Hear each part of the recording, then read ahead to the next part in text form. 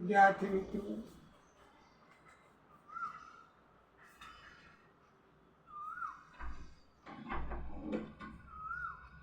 મારી યુટ્યુબ ચેનલમાં તમારું હાર્દિક સ્વાગત છે.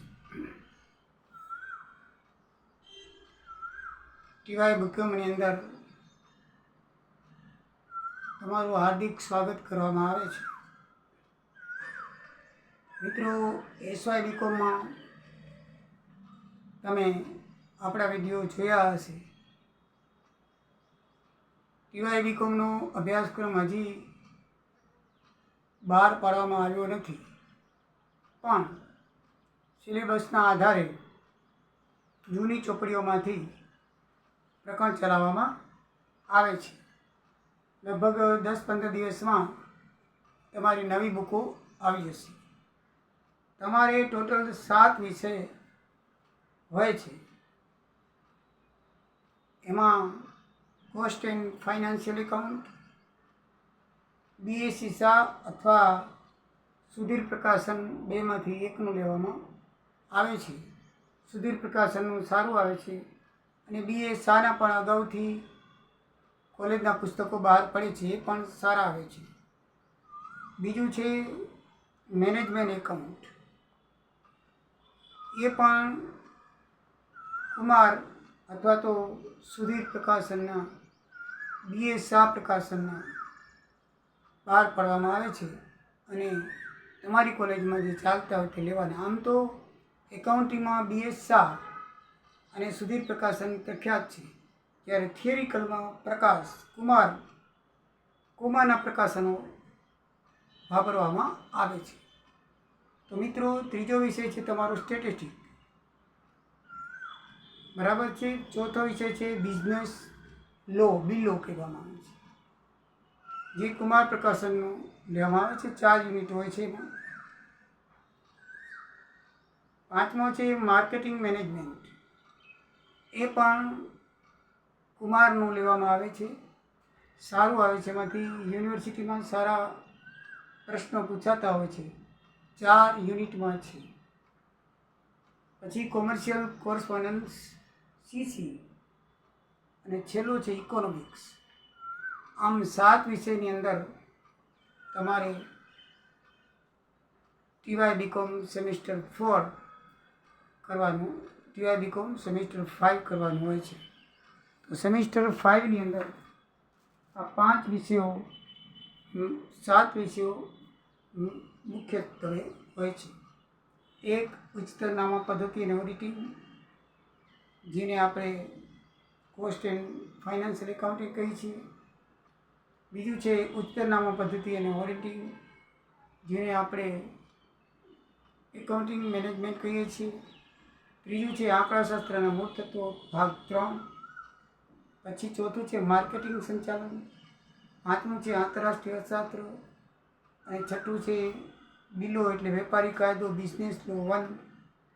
અને છેલ્લો 7મું છે કોમર્શિયલ કોમ્યુનિકેશન, 5મો ભાગ. તો આ રીતે CC તમારે પહેલેથી ચાલી આવે છે. 5મા સેમિસ્ટર એટલે 5મો ભાગ આવે છે. તો સેમિસ્ટર 5ની અંદર મિત્રો આ 5 વિષય રહેશે. એમાંથી આપણે 2 વિષય તો મુખ્ય એકાઉન્ટ છે, ચલાવશું જ. ત્રીજો વિષય છે બિલો અને આંકડાશાસ્ત્ર. એ નવા ચોપડા આવે શરૂ કરવામાં આવે છે. અત્યારે જૂના ચોપડામાંથી 2 એકાઉન્ટ ચાલુ રાખવામાં આવશે, જે વિડીયો બનાવીને તમને મોકલવામાં આવે છે. તમે એનાથી જે સમજણ પડે એ પ્રમાણે સમજી લેજો. ના સમજણ પડે તો તમે કમેન્ટ કરશો, તમને બીજી વખત સમજાવવામાં આવશે. પછી નવા પુસ્તકો જ્યારે અમલમાં આવશે, એટલે કે પ્રકાશન થશે, ત્યારે તેમાંથી તમને એક પ્રકરણ વાઇઝ દાખલા ગણીને બરાબર સમજાવવામાં આવશે.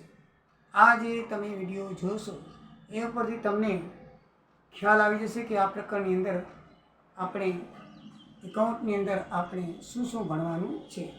મિત્રો, ચાલો આપણે શરૂઆત કરીએ. પ્રથમ cost and financial accounting, chapter number 1 પ્રક્રિયાના હિસાબો, પ્રોસેસિંગ કોસ્ટિંગ 1, હિસાબો 1, 3 હિસાબો છે પ્રક્રિયાના 1, 2 અને 3.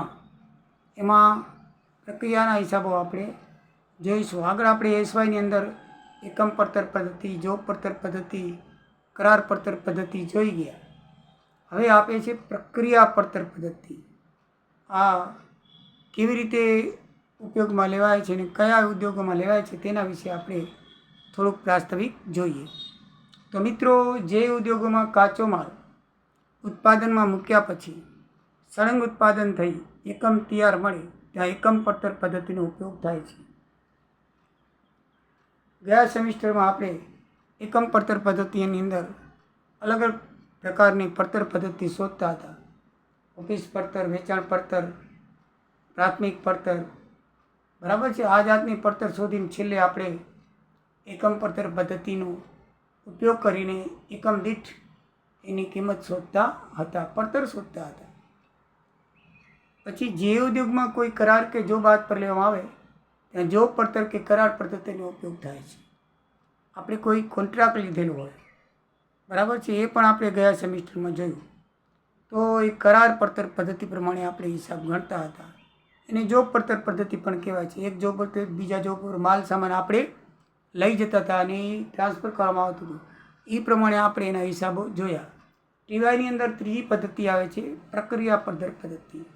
એટલે કે જે ઉદ્યોગોમાં ઉત્પાદન જુદા જુદા તબક્કે થાય, જે તબક્કાને પ્રક્રિયા કહેવામાં આવે છે અને દરેક પ્રક્રિયાની પડતર અલગ કાઢવામાં આવે છે, જેને પ્રક્રિયા પડતર પદ્ધતિ કહેવામાં આવે છે.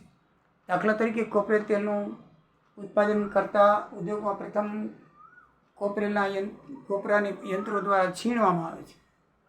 પછી બીજે તબક્કે છીણેલા કોપરાનું તેલ કાઢવામાં આવે છે. એ અશુદ્ધ તેલ હોય એટલે એને શુદ્ધ કરવામાં આવે. અને ત્રીજા તબક્કે શુદ્ધ તેલને બોટલમાં ભરી એના બોક્સ તૈયાર કરવામાં આવે છે. આમ 3 તબક્કાની અંદર એ તેલ તૈયાર થાય છે, બરાબર છે. સીધું તેલ નીકળે એટલે આપણે એક એકમ નક્કી નથી કરી શકતા. છેલ્લા તબક્કાની અંદર એ નક્કી થાય છે ભાઈ આટલું બોક્સમાં આટલી બોટલો નાખવી અને આટલી 50 મિલીની કે 100 મિલીની કે 500 મિલીની બનાવવી, એ પ્રમાણે નક્કી થાય છે. એટલે 3 તબક્કાની અંદર વસ્તુ તૈયાર થાય છે. તો આવી જે પદ્ધતિ છે એને પ્રક્રિયા પડતર પદ્ધતિ કહેવામાં આવે છે. અને એ પદ્ધતિ કયા ઉદ્યોગોમાં ઉપયોગમાં લેવામાં આવે છે? તો જ્યાં ઉત્પાદન સળંગ હોય, એકમ ઓળખી શકાય તેવું ન હોય. દાખલા તરીકે તમે સીધું ટોપરું છીણ્યું તો એમાં શું ઉત્પાદન કરવાનું કંઈ નક્કી નથી. એ આમ છેટ સુધી આપણે એકમને ઓળખી ના શકીએ એવા જે ઉદ્યોગો છે, એવા ઉદ્યોગોની અંદર આપણે આ પદ્ધતિનો ઉપયોગ કરવામાં આવે છે. દાખલા તરીકે કલર છે, રંગ છે, પેટ્રોલિયમ પેદાશ છે. તમે પેટ્રોલિયમ પેદાશની તમે જમીનમાંથી પેટ્રોલિયમ ઉત્પાદન કરો તો એમાંથી ઘણી બધી પેદાશો ઉત્પન્ન થાય, બરાબર છે. તેલ, પછી પેટ્રોલ, ડીઝલ, નેફ્તા, ઘણી બધી ઉત્પન્ન થાય. એવી રીતે તબક્કે તબક્કે અલગ અલગ પદ્ધતિ એ વસ્તુ ઉત્પન્ન થતી જાય છે. તો આવા જે ઉદ્યોગો છે એની અંદર આ પ્રક્રિયા કરવામાં આવે છે. આમાં કોઈ એકમ હોતો નથી કે ભાઈ આ એક એકમ તૈયાર થઈ ગયેલ એની પડતર કિંમત આ, બીજો એકમ તૈયાર થઈ ગયેલ એની પડતર કિંમત આ. આમાં એકમ બહુ ઓછા ઉદ્યોગોમાં એકમ તૈયાર થાય છે. નહીંતર તો જથ્થામાં કે પ્રવાહી તરીકે જે ઉદ્યોગો ઉત્પાદન કરતા હોય, દાખલા તરીકે રંગ છે, પેટ્રોલિયમ છે, રસાયણ છે, એવા જે પ્રવાહી ઉત્પાદન કરતા હોય એવા ઉદ્યોગોની અંદર આ પદ્ધતિ ઉપયોગમાં લેવામાં આવે છે. એટલે કે જ્યાં ઉત્પાદન સળંગ હોય, એકમ ઓળખી શકાય તેવો ન હોય અને પ્રમાણીકરણની શક્યતા હોય ત્યાં આ પદ્ધતિનો ઉપયોગ થાય છે. દાખલા તરીકે રંગ, રસાયણ, પેટ્રોલિયમ, પેઇન્ટ, સુતરાઉ કાપડ, કોલસો, ખાંડ, સાબુ, કાગળ, સિમેન્ટ, પ્લાસ્ટિક વગેરે ઉદ્યોગોમાં આ પ્રક્રિયા પડતર પદ્ધતિનો ઉપયોગ કરવામાં આવે છે. તો મિત્રો, તમને બરાબર સમજાઈ ગયો હશે કે આ પ્રક્રિયા પડતર પદ્ધતિ કોને કહેવાય, એ તમે બરાબર સમજી ગયા હશો, બરાબર છે. તો એના અર્થ અને લક્ષણો આપણે જોઈએ. તો જુદી જુદી પ્રક્રિયાઓને અંતે બહાર આવેલ તૈયાર માલની પડતર નક્કી કરવી એટલે પ્રક્રિયા પડતર પદ્ધતિ કહેવાય. એટલે જુદી જુદી પ્રક્રિયા અંતે જે માલ તૈયાર થાય અને એની પડતર નક્કી કરવી, એટલે એની પ્રક્રિયા પદ્ધતિ. જેમ પ્રક્રિયા થતી જાય તેમ પડતર નક્કી કરવાની, જેમ પ્રક્રિયા પડતી થતી જાય અને એની પડતર નક્કી કરવાની. દાખલા તરીકે કોપરેલ તૈયારમાં તમે કોપરું છીણ્યું તો એમાં કેટલો ખર્ચ થયો, પછી એને તેલ શુદ્ધ કર્યું એમાં કેટલો ખર્ચ થયો, એટલે એમાં એની પડતર કેટલી થઈ. પછી બોટલિંગ કર્યું મીન્સ કે એને પેકિંગ કર્યું તો એમાં કેટલો ખર્ચ થયો. એટલે આમ તબક્કે તબક્કે એ પડતર એની નક્કી થઈ શકે છે. આ દરેક ઉદ્યોગોમાં રસાયણ છે, પેટ્રોલિયમ છે, પેન્ટ છે, સુતરાઉ કાપડ છે. આમાં શું છે કે સુતરાઉ કાપડ એક પ્રક્રિયાનું ઉત્પાદન બીજી પ્રક્રિયામાં કાચો માલ થઈ શકે. દાખલા તરીકે સુતરાઉ કાપડનો ધંધો હોય તો એની અંદર પહેલાં આપણે વણાટનું કામ હોય તો સૌથી પહેલાં આપણે એને માલ તૈયાર કરવામાં આપણે પહેલું રૂ તૈયાર કરીને આપણે એને પ્રક્રિયાની અંદર રાખીએ છીએ. તો એ પ્રક્રિયાની અંદર આપણે પછી સૂત્ર બનાવીએ છીએ. તો રૂ છે એ આગળ વિવિંગ થાય એટલે વણાટ કામ થાય. સૂત્ર છે એ વિવિંગનો શું છે કાચો માલ છે. પછી વિવિંગ થઈ ગયા પછી કાપડ બને અને કાપડ બન્યા પછી રંગાય તો રંગાટ ડિપાર્ટમેન્ટનો એ કાપડ શું કહેવાય કાચો માલ કહેવાય. એટલે આમાં એક પદ્ધતિ એ બીજા પદ્ધતિનો કાચો માલ હોઈ શકે છે. દાખલા તરીકે મેં તમને હમણાં કાપડમાં સમજાવ્યું એ રીતે. તો આ રીતે એનું પ્રક્રિયા થઈ શકે છે. એનો અર્થ એ છે કે જુદી જુદી પ્રક્રિયાને અંતે બહાર આવેલ તૈયાર માલની પડતર પદ્ધતિ નક્કી કરવી એટલે પ્રક્રિયા પડતર પદ્ધતિ કહેવાય. બરાબર છે. એમાં આ પદ્ધતિમાં દરેક પ્રક્રિયામાં પસાર થયેલો માલ ઉત્પાદનના એકમની કુલ પડતર અને એકમ દીઠ પડતર શોધવામાં આવે છે.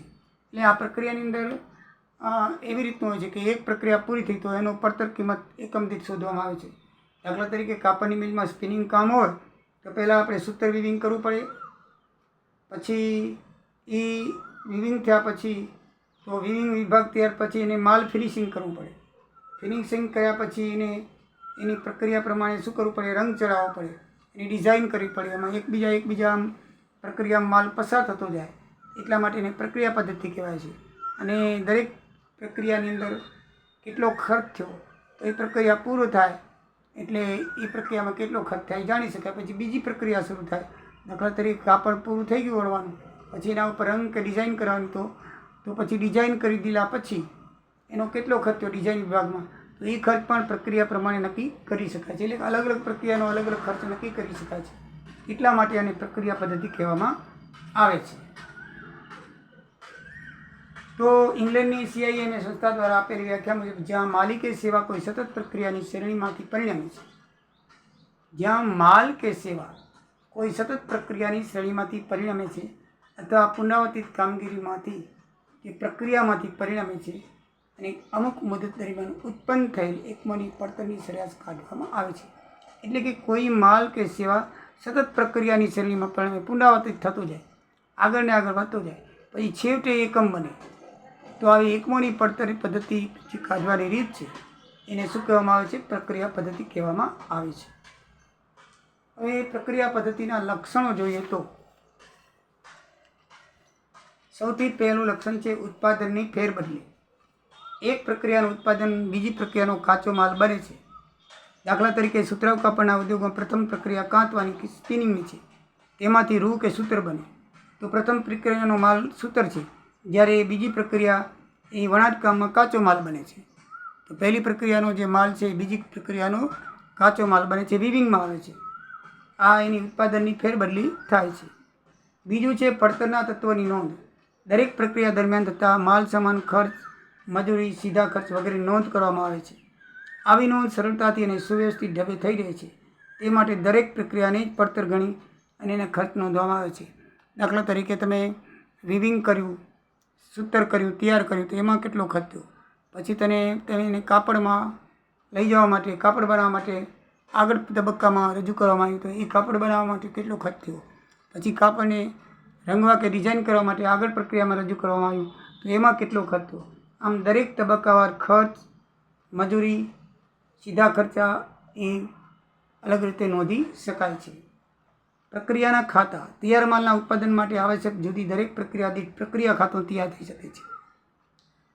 પહેલી પ્રક્રિયાનું ખાતું, બીજી પ્રક્રિયાનું ખાતું, ત્રીજી પ્રક્રિયાનું ખાતું, એમ 3 પ્રક્રિયાના ખાતા તૈયાર કરવામાં આવે છે, જે આપણે દાખલા ગણશું ત્યારે આપણે જોઈશું. અને દરેક પ્રક્રિયા વખતે એનો કેટલો ખર્ચ થાય છે એકમ દીઠ કે કુલ પડતર એ નક્કી કરવામાં આવે છે પ્રક્રિયાના ખાતા દ્વારા. બગાડ કે ઘટ સામાન્ય રીતે જુદી જુદી પ્રક્રિયામાં અમુક બગાડ થાય છે અને વજનમાં અમુક ઘટ પડે છે. પ્રક્રિયામાં દાખલ કરેલ કાચા માલ પૈકી કેટલોક માલ ઉડી પણ જાય છે અને કેટલોક બગાડ તરીકે ફેંકી દેવા પડે છે. આમ કાચા માલના પૂરેપૂરા વજન તૈયાર માલ મળતો નથી. દાખલા તરીકે આપણે માલ તૈયાર થયો સૂતરનો, પછી વિવિંગમાં જઈને કાપડ બનાવવાનું આવે તો ઘણી વખત કાપડની અંદર જે કાચો દોરો એ બગડે ખરો, એટલે જેટલો માલ કાચો એટલું કાપડ બને એવું હોતું નથી. એટલો જ માલ તૈયાર થાય એટલે એમાં એવું બનતું નથી. એમાં બગાડ કે ઘટ બાદ થાય છે. ઉપપેદાશ મુખ્ય વસ્તુના ઉત્પાદનમાં કેટલી વખતે આનુષંગિક વસ્તુ પેદાશ થાય છે અને એ પણ એનું ઉત્પાદન લેખાય છે. દાખલા તરીકે પેટ્રોલિયમ ઉદ્યોગમાં ક્રૂડ ઓઇલ શુદ્ધ કરતાં એક પછી એક પ્રક્રિયામાં ઓછી કિંમતના અન્ય પેદાશ મળે છે. દાખલા તરીકે પછી પેટ્રોલ મળે, ઓઇલ મળે, પછી ડીઝલ મળે, કેરોસીન મળે, આમ ઉપપેદાશો અંદર મળતી આવે છે. તો એને પણ બારોબાર વેચી દેવામાં આવે છે. એટલે કેટલીક પ્રક્રિયા વધુ પ્રક્રિયા કરી એને પણ વેચી દેવામાં આવે છે. અને આમાં એક પ્રક્રિયામાંથી બીજી ઉપપેદાશ પણ મળવાની શક્યતા હોય છે. પેદાશની ઉપર જ્યારે એક વસ્તુના ઉત્પાદન દરમિયાન આનુષંગિક પેદાશ મળે ત્યારે તેની ખૂબ કિંમત ઉપજે છે અને પ્રક્રિયા ખાતે જમા કરી દેવામાં આવે છે. આમ કરવાથી પ્રક્રિયાની પડતર ઘટે છે. હવે એક પેદાશ ઉત્પન્ન કરતાં બીજી પેદાશ ઉત્પન્ન થાય તો એને ઓછી કિંમતે વેચી દેવામાં આવે છે, બારોબાર વેચી દેવામાં આવે છે. એટલે એની પ્રક્રિયા પર અસર થાય છે, જેથી એની કિંમત ઓછી કિંમત આંકવામાં આવે છે. દાખલા તરીકે તમે ડીઝલ પેટ્રોલિયમ ધંધો હોય તો ડીઝલ ઉત્પન્ન થયા પછી એમાંથી કેરોસીન નીકળે, એના કરતાં ઓછી કિંમત થાય. પછી એમાંથી આગળ નેફ્થા, પેટ્રોલ, ડીઝલ એમાં એક તબક્કે માલ ઉત્પાદન થતો આવે છે તો એની કિંમત વધઘટ હોય છે. પેટ્રોલની હોય એટલે ડીઝલની ન હોય, ડીઝલની ન હોય એટલે કેરોસીન ન હોય, એટલે એની ઓછી કિંમતે એને બારોબાર વેચી દેવામાં આવે છે. સંયુક્ત ખર્ચની ફાળવણી જ્યારે કોઈ એક પ્રક્રિયામાંથી એકથી વધુ વસ્તુનું ઉત્પાદન થાય ત્યારે દરેકનો ખર્ચ ઉપજમાં બહુ મોટો તફાવત ન હોય તો બંને વચ્ચે તે પ્રક્રિયાના સંયુક્ત ખર્ચની ફાળવણી કરવી પડે છે. આવી પેદાશને સંયુક્ત પેદાશ કહેવામાં આવે છે. દાખલા તરીકે ડીઝલ, પેટ્રોલ, કેરોસીન જે છે એમાં એક જ પ્રક્રિયામાં ખર્ચ તો એક જ થતો હોય છે. એમાંથી એના અલગ અલગ ખર્ચને બદલે સંયુક્ત ખર્ચની ફાળવણી કરી દેવામાં આવે છે. એટલે કે જે ખર્ચ થાય એ 3 ભાગે કે 4 ઉત્પાદન થયેલો 4 ભાગે વેચી દેવામાં આવે છે. આંતર પ્રક્રિયા નફો કેટલીક વાર એક પ્રક્રિયાનો તૈયાર માલ બીજી પ્રક્રિયા ખાતે ફેરબદલી કરતાં મૂળ કિંમત કરતાં નફો ચડાવવામાં આવે છે અને વર્ષના અંતે હિસાબો બનાવતા જુદી જુદી પ્રક્રિયાના સ્ટોકમાં આવો નફો રહેલો હોય છે.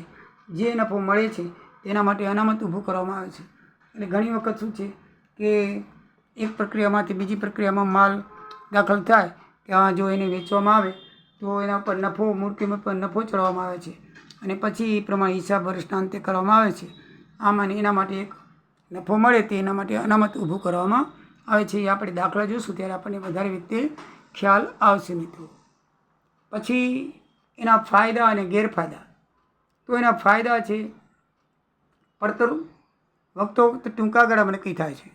એટલે કે ખાસ કરીને જ્યાં પરોક્ષ ખર્ચની ફાળવણી પૂર્વ નિર્ધારિત હોય છે, એટલે કે પરોક્ષ ખર્ચ નક્કી જ કરેલું હોય છે તો એનો અઠવાડિયામાં આપણે પડતર શોધવી હોય તો, મહિનાની શોધવી હોય તો એ દૈનિક પણ શોધી શકાય છે. એટલે ટૂંકા ગાળાની પડતર શોધવી હોય તો શોધી શકાય છે. જો પડતર કરતાં પ્રક્રિયા પડતર નક્કી કરવાનું સરળ અને ઓછું ખર્ચાળ છે. દરેક પ્રક્રિયાની પડતરને આધારે તેનું મૂલ્યાંકન થતું હોવાથી તેના પર સંચાલકો દ્વારા અંકુશ રાખવાનું સરળ બને છે. કારણ કે દરેક પ્રક્રિયાને આધારે પદ્ધતિ પ્રમાણે એક એક તબક્કે એનું મૂલ્યાંકન કરવાનું હોવાથી એ તબક્કામાં આપણે સંચાલન કરવું વધુ યોગ્ય બને છે. દરેક પ્રક્રિયા ખાતે પરોક્ષ ખર્ચની ફાળવણી કરવાનું સરળ બને છે, તેથી તેની ચોકસાઈ વધારે નક્કી થાય છે. ગ્રાહકને આપણે ભાવ કહેવાનું અથવા કોટેશન આપવાનું સરળ બને છે, કારણ કે અહીં દરેક પ્રક્રિયાની પડતર નક્કી કરવાનું સરળ હોવાથી એ ભાવ આપણે તરત આપણે કહી શકીએ છીએ અને કોટેશન પણ આપણે એને આપી શકીએ છીએ. આમ પ્રમાણપત્ર પદ્ધતિનો ઉપયોગ ફાયદારૂપ છે. ગેરફાયદા કયા છે? તો પ્રક્રિયા પડતરમાં અમુક મુદત પૂરી થયા પછી પડતર નક્કી થાય છે. જે ઐતિહાસિક પડતર હોય છે અને અંકુશ માટે તે બિનઉપયોગી છે. અમુક પ્રક્રિયા પૂરી થયા પછી એની પડતર નક્કી કરવામાં આવે છે. દાખલા તરીકે સાબુ છે, રંગ છે, પ્રક્રિયામાં હોય જ્યાં સુધી પૂર્ણ રીતે રંગ તૈયાર ન થઈ જાય ત્યાં સુધી એની પડતર નક્કી થતી નથી. તો આ જે પડતર છે એ ઐતિહાસિક કહેવાય, એટલે કે અગાઉથી નક્કી કરેલી કહેવાય, અંદાજિત કરવી પડે છે કે દાખલા તરીકે કલર તૈયાર થશે તો આટલામાં તૈયાર થશે, તો એ બરાબર યોગ્ય રીતે એની કિંમત નક્કી થતી નથી. દરેક પ્રક્રિયાની પડતર નક્કી કરવા માટે દરેક પ્રક્રિયામાં તે મુદત અંતે રહેલ અર્ધ તૈયાર માલની ગણતરી કરવી પડે છે. તે માટે અંદાજ મૂકવો પડે છે, કારણ કે તે પડતરની ચોકસાઈ ઘટે છે. હવે દરેક પ્રક્રિયા પૂરી થાય ત્યારે એનો અર્ધ તૈયાર માલ હોય એની પણ ગણતરી કરવી પડે છે. બરાબર છે. તો દાખલા તરીકે આપણે કાપડના ઉદ્યોગની અંદર છે તો સૂતર તૈયાર થઈ ગયું હોય અને બીજા વિભાગ કાપડ તૈયાર થઈ ગયું હોય, તો કાપડ તો તૈયાર થઈ ગયું પણ આ સૂતર તૈયાર થયેલો માલ એ અર્ધ તૈયાર માલ કહેવાય, તો એમાં એને પણ હિસાબમાં લેવું પડે. તો આ એનો અંદાજિત ખર્ચ હિસાબમાં લેવાય છે. એટલે જેને ચોકસાઈ જે કરવી જ પડે પડતરની એકમની એ બરાબર થતી નથી. જ્યારે કોઈ એક પેદાશમાંથી બે કે વધુ પેદાશ બહાર પડે ત્યારે દરેકની એકમ દીઠ પડતર ફાળવણી કરવામાં આવે છે. આ રીતે ફાળવણી કરતાં જે પડતર આવે તેને ઘણે ભાગે અંદાજ હોય છે. તેથી દરેક પેદાશની પડતર અંદાજ ઉપર હોય છે, જેથી ચોક્કસતાનું પ્રમાણ ઘટે છે. હવે એક પેદાશની અંદર બીજી પેદાશ ઉત્પન્ન થાય, દાખલા તરીકે આપણે પેટ્રોલિયમનો ધંધો હોય તો જમીનમાંથી નીકળેલો જે ઓઇલ હોય છે એમાંથી પેટ્રોલ, ડીઝલ, કેરોસીન, નેપ્તા એવા કેટલાક પ્રકારના ડામર એવા કેટલા પ્રકારના ઉત્પાદન થાય છે. તો બધાની પડતર અલગ અલગ નક્કી કરવી પડે છે. એટલે પડતર નક્કી કરવી બધી મુશ્કેલ પડે છે, જેનો સરેરાશ અંદાજિત ખર્ચ કરવામાં આવે છે. એમાં ચોકસાઈ બરાબર જણાતી નથી. પછી પડતર શોધવા સરેરાશ ગણવી પડે, તેથી મોટી ગણતરીમાં ભૂલ રહેવાની શક્યતા છે. કેટલાક દશાંશ સુધી એને લેવું, આમ દશાંશ પદ્ધતિ હોવાથી ઘણી વખત ભૂલ રહી જાય છે અને અર્ધ તૈયાર માલની પડતર પણ ભૂલ ભરેલી થાય છે. જ્યારે એક પ્રક્રિયામાંથી એક વધુ પેદાશ મળે ત્યારે પડતરના તત્વોની ફાળવણી કરવામાં આવે છે અને તેની સરેરાશની ગણતરી કરવી મુશ્કેલ બને છે. એક જ પ્રક્રિયામાંથી એક વધુ પેદાશ મળતી હોય તો એની સરેરાશ પ્રક્રિયામાંથી આપણે એની જો પડતર દીઠ પેદાશ શોધવી હોય એટલે એની અંદાજિત કિંમત કાઢવી હોય તો એ બરાબર રીતે થઈ શકતી નથી. મીન્સ કે સરેરાશ કાઢવી પડે છે. 4, 5, 8 પેદાશ ઉત્પન્ન થતી હોય તો આપણે એ પ્રમાણે 5 પેદાશ ઉત્પન્ન થતી હોય તો 5 વડે ભાગીને પછી એને પડતર કિંમત નક્કી કરવી પડે છે. એટલે આમ બહુ મુશ્કેલી પડે છે. તો મિત્રો, નેક્સ્ટ વિડીયોની અંદર આપણે દાખલા જોઈશું. અત્યારે આ થિયરિકલમાં આ પ્રકારની અંદર આટલું જ છે. મારા વિડીયો જોતા રહેજો. હવે સતત TYBCOMના વિડીયો દરેક એકાઉન્ટ દીઠ આવ્યા કરશે, માટે તમે જોતા રહેજો, સબસ્ક્રાઈબ કરતા રહેજો. જય દ્વારિકાધીશ, જય સિયા.